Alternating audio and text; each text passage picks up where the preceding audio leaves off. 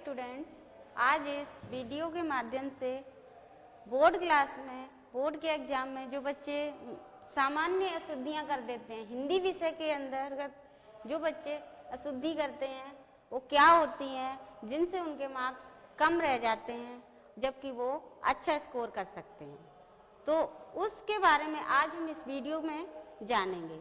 और ये आपके लिए बहुत ही ज़रूरी है कि आपको ये पता चले कि आप अपनी बोर्ड की कॉपी लिखते समय उसमें क्या क्या गलतियां कर रहे हैं।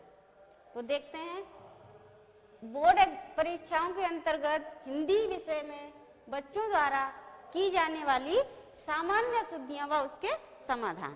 पहले तो हम गलती जानेंगे कि हम क्या गलतियां करते हैं और उसके बाद हम उसको सही करेंगे कि हम ऐसे करें तो हम इसे पूरे अंक, आप प्रश्न में उत्तर जब लिखेंगे तो उसमें पूरे अंक आपको मिलेंगे।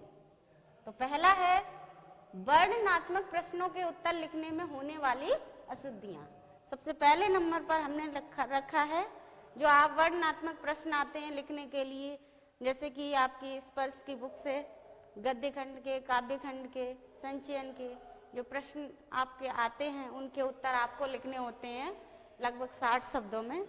तो उन प्रश्नों के उत्तर लिखने में आप क्या क्या गलतियां करते हो उनको हम जानेंगे। जैसे कि मात्राओं संबंधी गलतियां, जब बच्चे लिखते हैं तो लिखने में उनसे बहुत सारी गलतियां होती हैं और छोटी ए की मात्रा लगानी है तो वो बड़ी ए की लगा देते हैं, छोटी ई और बड़ी ई की मात्रा लगाने में डिफरेंस नहीं कर पाते हैं और बहुत सारी मात्राओं की मिस्टेक होती है।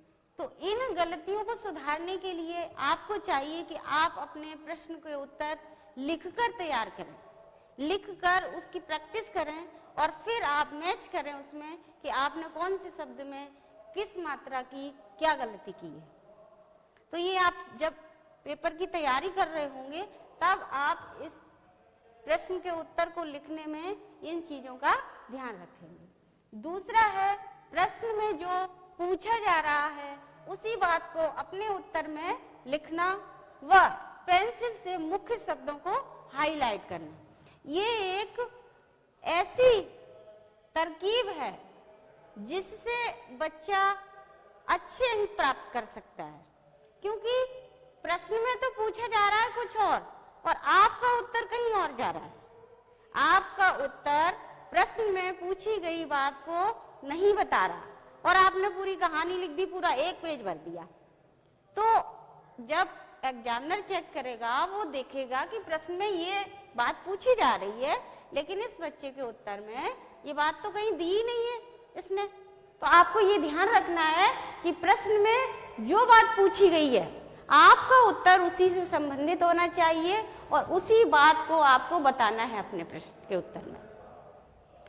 दूसरी चीज, आपके उत्तर को और अधिक आकर्षक बनाने के लिए उसमें जो मुख्य शब्द होते हैं, मुख्य बिंदु होते हैं, उनको आप पेंसिल से नीचे अंडरलाइन करके हाईलाइट कर सकते हैं, जिससे कि जो एग्जामिनर होगा, जो आपकी कॉपी चेक कर रहा होगा, वो टीचर ये चीज देख करके कि इसने सभी मेन शब्दों को, मेन चीजों को अपने उत्तर में दिखाया है, तो वो इससे प्रभावित होगा और आपको पूरे के पूरे 3 नंबर मिल जाएंगे।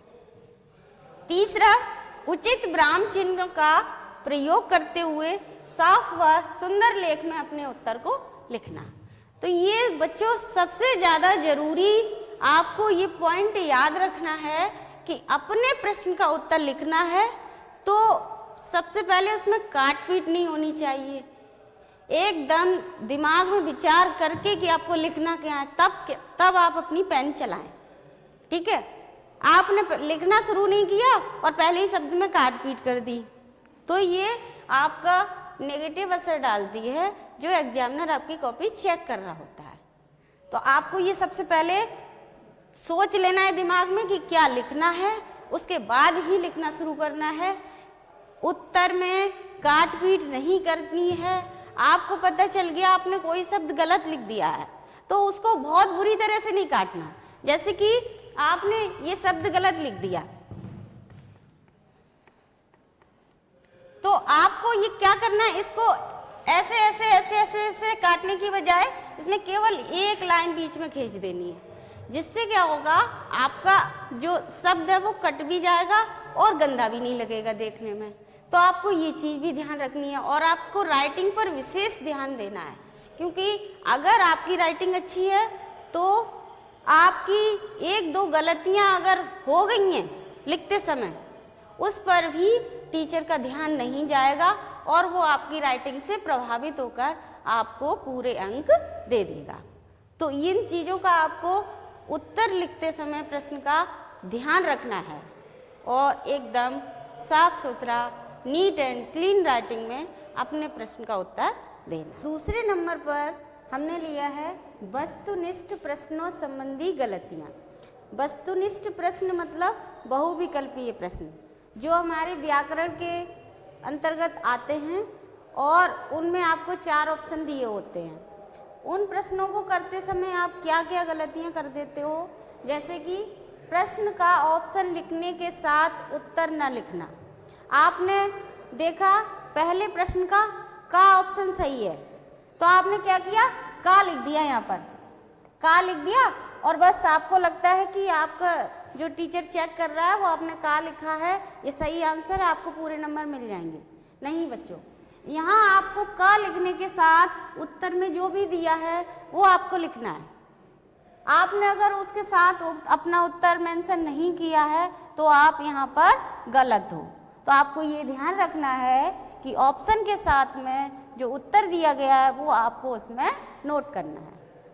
दूसरा है वस्तुनिष्ठ प्रश्नों के अंदर जो हम लोग गलतियां करते हैं बच्चे, नहीं वाले प्रश्नों पर ध्यान न देना। जैसे कि आपसे कोई प्रश्न पूछा जा रहा है कि निम्नलिखित वाक्यों में जो संयुक्त वाक्य नहीं है वो कौन सा है, तो आपने नहीं शब्द पे ध्यान नहीं दिया। आपने देखा कि सारे संयुक्त हैं, आपने सभी वाला टिक कर दिया, जबकि आपका वो पूछ क्या रहा है प्रश्न में, कौन सा नहीं है। तो ये जो नहीं शब्द है इसको आपको ध्यान से पढ़ना है, हर एक प्रश्न को बहुत ही ध्यान से पढ़ना है, 2 बार पढ़ना है और फिर जाकर उसका उत्तर लिखना है। तीसरा है प्रश्न नंबर व खंड ना लिखना। बच्चे अक्सर गलती कर देते हैं, कभी तो प्रश्न का नंबर सही नहीं लिखते, कभी उसका कौन से खंड से कौन सा प्रश्न है ये भी नहीं लिखते। तो आपको ये वाली भी गलती नहीं करनी, जिससे कि जो आपका एग्जामिनर कॉपी चेक कर रहा है उसको थोड़ा सा भी अपना दिमाग लगाना पड़े कि कौन से प्रश्न का उत्तर किया है, कहाँ से किया है। ये आपको बिल्कुल नहीं करना है। आपको अपने प्रश्न का जो नंबर है, जिस खंड से है, वो आपको प्रॉपरली डालना है। इसके बाद जिन प्रश्नों के उत्तर आपको सही पता हैं उन्हें पहले करना। अब जैसे कि मान लीजिए आपको पूछा गया कि निम्नलिखित में से किन्हीं 3 प्रश्नों के उत्तर दीजिए और आपको 4 प्रश्न दिए हैं। आपको चौथा वाला अच्छे से आ रहा है, उससे पहले जो दूसरा है वो अच्छे से नहीं आ रहा, लेकिन आप सीरियल से कर रहे हो तीनों, ठीक है। तो आपको ये नहीं करना है। आप अगर ऐसे करोगे और तो आपके वो ऊपर वाले 3 चेक होंगे, तो जो लास्ट का होगा आपका वो चेक नहीं होगा, जबकि आपका लास्ट वाला सही है और ऊपर में आपका गलती हो गई है। तो आपको ये ध्यान रखना है कि जिन प्रश्नों के उत्तर आपको बिल्कुल ठीक ठीक पता है उनको शुरुआत में करें और उतने ही प्रश्न करें। हालांकि अगर कोई बच्चा ऐसा चाहता है कि वो सारे कर दे तो वो सारे करे अवश्य, लेकिन जिन प्रश्नों के उत्तर उसको बिल्कुल सही सही पता है वो आप पहले करो और लास्ट वाला छोड़ दो जिसका नहीं मालूम है। तो इस तरह की गलती भी आपको वस्तुनिष्ठ प्रश्नों के अंदर नहीं करनी है। हाँ, तो बच्चों तीसरा आपका जो गलतियाँ होती हैं वो मैंने लिया है लेखन भाग वाले पार्ट को लेकर। जो लेखन वाला भाग होता है आपका, जिसमें आपको पत्र, अनुच्छेद, ईमेल, सूचना, विज्ञापन ये सारे करने होते हैं और इनको लिखते हुए करते हुए आप लोग किस तरह की गलतियां अक्सर कर देते हो जो कि आप ध्यान नहीं देते हो। तो आप एक एक करके समझते हैं। जैसे कि पहला, विज्ञापन संबंधी गलतियां। विज्ञापन लिखते समय आप लोग जो गलती करते हो, जैसे कि आपको विज्ञापन को बॉक्स में बनाना है, तो ये आपको बॉक्स बनाना है विज्ञापन का, ठीक है। उसके बाद विज्ञापन की हेडिंग भी लिखनी है, ओके। फिर आपको विज्ञापन को 30 से 50 शब्दों के 25 से 50 शब्दों के बीच में लिखना है, तो ये भी आपको ध्यान होना चाहिए। विज्ञापन से संबंधित जो चित्र है वो भी आपको इसमें बनाना है। तो आपको ये ध्यान रखना है कि हमारा विज्ञापन कैसा होना चाहिए, आकर्षित होना चाहिए, लोग उसको पसंद करें, ये आपके विज्ञापन की विशेषता होनी चाहिए। तो आपको ये ध्यान रखना है, विज्ञापन आपको बॉक्स में बंद करना है, आपको हेडिंग लिखनी है प्रॉपर, उससे संबंधित चित्र भी, डायग्राम भी बनाना है। दूसरा, अनुच्छेद संबंधी गलतियाँ। आपका अनुच्छेद आता है लिखने के लिए बच्चों, और अनुच्छेद में आपको क्या याद रखना है कि आप में उसमें विचार बिंदु लिखे होते हैं। क्या लिखे होते हैं? विचार बिंदु। इनको आपको ध्यान में रखते हुए ही अपना अनुच्छेद लिखना है। जैसे कि आपसे पूछ लिया गया कि पर्यावरण पर एक अनुच्छेद लिखिए। अब आपको विचार बिंदु में दिया गया पर्यावरण का अर्थ व उसके परिभाषा, पर्यावरण के बारे में बताना, पर्यावरण को साफ स्वच्छ कैसे रखना, ये आपको विचार बिंदु दिए गए हैं, संकेत बिंदु दिए गए हैं। तो संकेत बिंदु में आपको फर्स्ट नंबर पर क्या पूछा गया है? पर्यावरण का अर्थ। तो आपको सबसे पहले जिस विषय पर अनुच्छेद लिख रहे हैं वो संकेत बिंदु में सबसे पहला बिंदु जो भी आपका होगा, आपको उसी से रिलेटेड आपका अनुच्छेद लिखना स्टार्ट करना है। उसके बीच बीच में जो जो पॉइंट पूछे जाएंगे आपको अपने अनुच्छेद में वो सारी बातें दिखानी है, ऐड करनी है, लिखनी है, तब आपका अनुच्छेद कंप्लीट होगा। अगर आपको किसी विषय पर हानियाँ पूछी गई हैं तो जब तक आप उसकी हानियाँ लास्ट में नहीं लिखोगे आपके 1 या 2 नंबर उसमें कट जाएंगे। तो आपको ये ध्यान रखना है, विचार बिंदु को विशेष रूप से पढ़ना है कि क्या क्या पूछा गया है, उसी से संबंधित आपको अपना अनुच्छेद लिखकर कंप्लीट करना है। दूसरा, पत्र संबंधी अशुद्धियाँ। आपको पता है कि आपके हिंदी कोर्स बी में आपका जो औपचारिक पत्र आता है और उसको लिखते समय आप अक्सर जो गलती कर देते हो, जैसे कि दिनांक डालना भूल जाना। जिस दिन आप एग्ज़ाम दे रहे हो दिनांक उसी दिन की पड़ेगी। उसके बाद विषय लिखना, विषय को ब्लैक से लिखना होता है और विषय बिल्कुल आपका स्पष्ट होना चाहिए, जिससे कि पूरा पढ़ने की आवश्यकता ना हो। विषय को पढ़ करके टीचर समझ जाए कि इस बच्चे ने बिल्कुल सही पत्र लिखा है। अंत में अगर किसी प्रधानाचार्य को लिखा है तो आज्ञाकारी शिष्य हो जाएगा या शिष्या हो जाएगा। अगर किसी थाने के थाने अध्यक्ष को लिखा है पत्र आपने, या किसी संस्था के एडिटर को लिखा है तो फिर भवदीय करके, या नगर निगम अधिकारी को लिखा है तो ऐसे करके लिख देंगे लास्ट में भवदीय। तो अंत में इस तरह से आप अपना परिचय अवश्य देंगे। और अपना सेवा में लिखने का जो प्रारूप बताया गया है आपको विद्यालय में, उसको आप ध्यान में रखते हुए अपने पत्र को पूरा करेंगे। अगला, सूचना संबंधी या ईमेल संबंधी अशुद्धियाँ। तो सबसे पहले हम सूचना को ले लेते हैं। सूचना जो होती है वो भी आपको क्या करनी होती है? बॉक्स में लिखनी होती है। तो ये बॉक्स आपको ध्यान रखना है कि आपको ये बॉक्स बनाना है। सबसे पहले ऊपर सूचना लिख देंगे।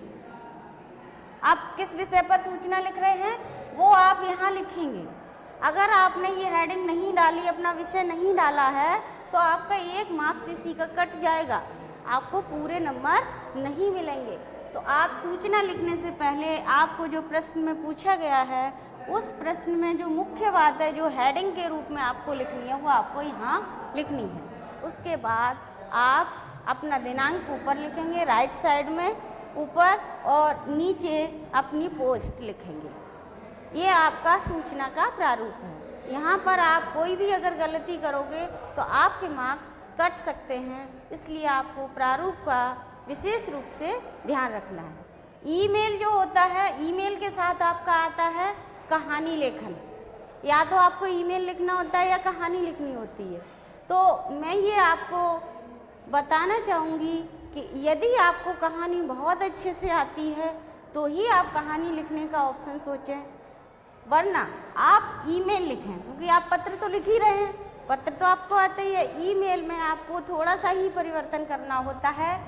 सबसे पहले प्रेषक फ्रॉम, उसके बाद प्रेषित टू, और उसके बाद VCC और VCC। इतना लिखने के बाद इतना ही केवल आपको ईमेल में बदलना है पत्र के अकॉर्डिंग। उसके बाद में आपको दिनांक लिखनी है, विषय लिखना है, जो कि आप पत्र में भी लिखते हैं, और आपका सारा कुछ ईमेल में पत्र जैसा ही होता है। तो आपको केवल ध्यान रखना है ऊपर वाला फॉर्मेट, जिससे कि आप पत्र में पूरे 5 के 5 अंक प्राप्त कर सकते हैं। उसमें आपका एक भी अंक नहीं कटेगा। अगर आपने कहानी लिखी है तो कहानी में क्या होता है, आपने नीचे कहानी तो लिख दी, कहानी की भाषा आपकी सही नहीं है, कहानी में कुछ चीज़ें ऐड करनी थी वो आपने ऐड नहीं की, अंत में उससे क्या संदेश मिलता है वो भी आपने नहीं लिखा, तो आपके उसमें फुल मार्क्स नहीं मिलेंगे। इसलिए आप ईमेल लिखें बजाय कहानी के। इसके बाद कुछ पॉइंट्स हैं जो मैं आपको बताना चाहूँगी, अंत में आपको इनको भी ध्यान रखना है, और जिसमें जैसे पेपर के अंत में सभी प्रश्नों को एक बार चेक अवश्य करें। आपने अपना पूरा पेपर कर लिया है, सारे क्वेश्चन के आंसर हो गए हैं, तो आपको एक बार शुरू से लेकर के अपनी कॉपी को देखना है। उसमें देखना है कि सारे प्रश्नों के उत्तर आपने लिखे हैं, क्वेश्चन नंबर डाला है, कोई प्रश्न आपने छोड़ा तो नहीं है, उसको आपको एक बार जरूर चेक करना है पूरी कॉपी को। उसके बाद जो प्रश्न आपने शुरू में छोड़ दिया है, आपको नहीं आ रहा था, उसे बचे हुए समय में करें। मान लीजिए 10 से 15 मिनट का टाइम आपका बचा हुआ है और आपका पेपर हो गया है। अब इस समय को आप ऐसे यूज करें कि जो प्रश्न आपने बीच में छोड़ दिया था, जिसके बारे में आपको कुछ भी नहीं आ रहा था, उस प्रश्न को आप सोच समझकर उसके बारे में कुछ न कुछ लिखते रहें। उस समय का सदुपयोग करते हुए उस प्रश्न से संबंधित जो भी बातें आपको आती हैं वो आप अवश्य लिखें। अगर 3 नंबर का प्रश्न है तो आपको 2 या 1.5 नंबर उसमें अवश्य मिलेगा। अंत में पेपर में कोई भी प्रश्न आप न छोड़ें। ये चीज आपको हमेशा ध्यान रखनी है कि आपको पूरा पेपर करना है, शुरू से लेकर अंत तक एक भी प्रश्न आपको नहीं छोड़ना है।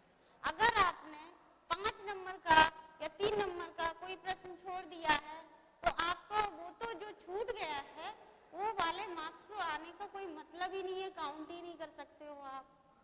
तो जो प्रश्न आपको नहीं आ रहा है उसे सबसे लास्ट के लिए छोड़ दें और उसको फिर सोच समझ के बचे हुए टाइम में अवश्य करें। एक भी प्रश्न को ना छोड़ें, एक एक प्रश्न को अच्छे से हल करें। हेडिंग जहां डालनी है उसमें काले पेन का प्रयोग करें, अच्छे से साफ सुथरी नीट एंड क्लीन राइटिंग में अपने क्वेश्चन पेपर को हल करें। पूरा अपने आप ऊपर विश्वास रखें, जरा भी भयभीत ना हो, और इन सभी बातों का ध्यान रखते हुए अगर आप लोग अपने क्वेश्चन पेपर को हल करोगे तो निश्चित रूप से आपके बहुत ही अच्छे मार्क्स आएंगे और अच्छी परसेंटेज से आप बोर्ड एग्जाम में पास